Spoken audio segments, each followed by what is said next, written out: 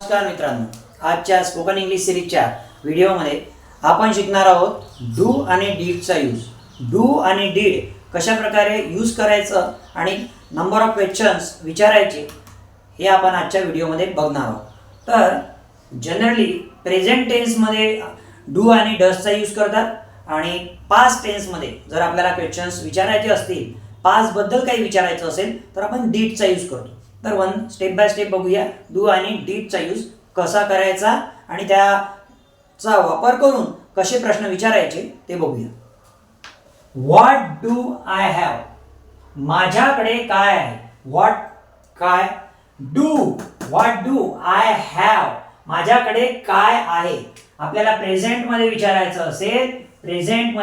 असेल, माझ्याकडे काय आहे, माझ्याकडे काय आहे, तुझ्याकडे काय आहे, तिच्याकडे काय आहे, त्यांच्याकडे काय आहे, त्याच्याकडे काय आहे, आपल्याकडे काय आहे, असं जर आपल्याला विचारायचं असेल तर आपण डू आणि डजचा यूज करतो प्रेझेंटमध्ये. पास्टमध्ये विचारायचं असेल तर डीडचा यूज करतो.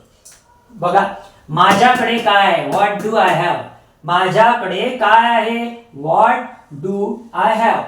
नेक्स्ट, माझ्याकडे च्या ठिकाणी आपण करतोय आता तुझ्याकडे काय, व्हॉट डू यू हॅव. इथे काय चेंज केलं, आयच्या ठिकाणी आपण काय घेतलेलं आहे, you.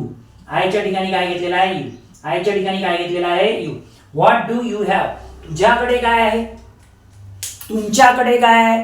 What do you have, तुमच्याकडे काय आहे, what do you have. Next, what do they have, त्यांच्याकडे काय, व्हॉट डू दे हॅव, त्यांच्याकडे काय, त्यांच्याकडे काय आहे.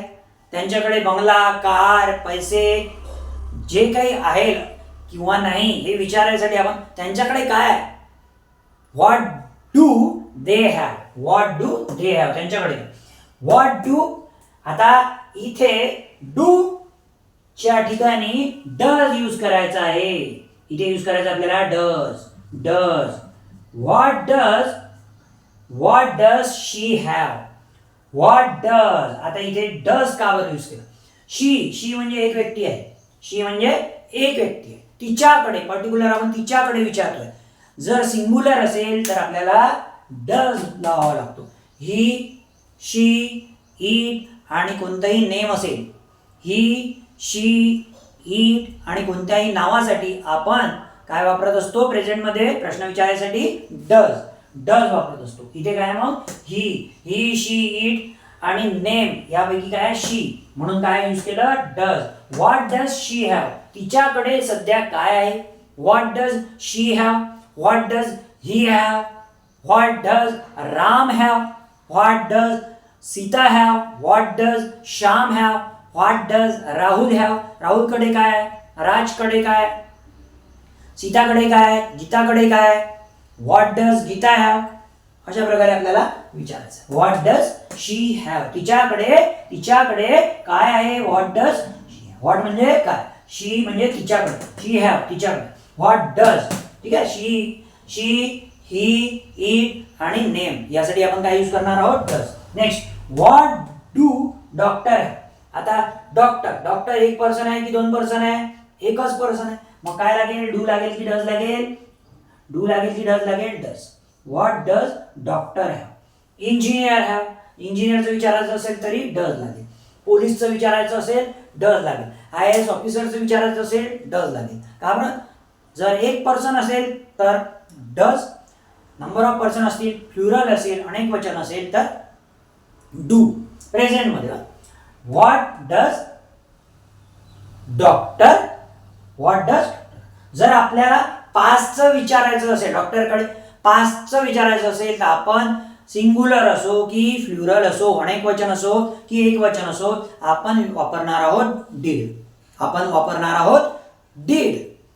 ओके, तर या लेक्चरमध्ये आपण बघितला डूचा आणि डजचा यूज करून आपण प्रेझेंटमध्ये कशा प्रकारे क्वेश्चन विचारू शकतो, तुमच्याकडे काय आहे, काय नाही.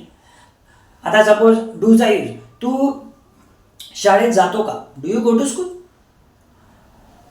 आता जर मला विचारायचं असेल तू शाळेत गेला होता का, तर मी काय विचारलं असतं, did you go to school.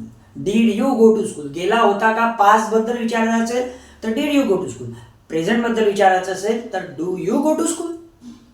अशा प्रकारे आपण डूचा यूज करून नंबर ऑफ क्वेश्चन विचारू शकतो. अशाच प्रकारे तुम्हाला सिंपल आणि इझी वेने इंग्रजी शिकायचं असेल तर आपल्या चॅनलला लाईक आणि सबस्क्राईब करा आणि अशाच प्रकारे आपले व्हिडिओ बघत राहा. Thanks for watching this video.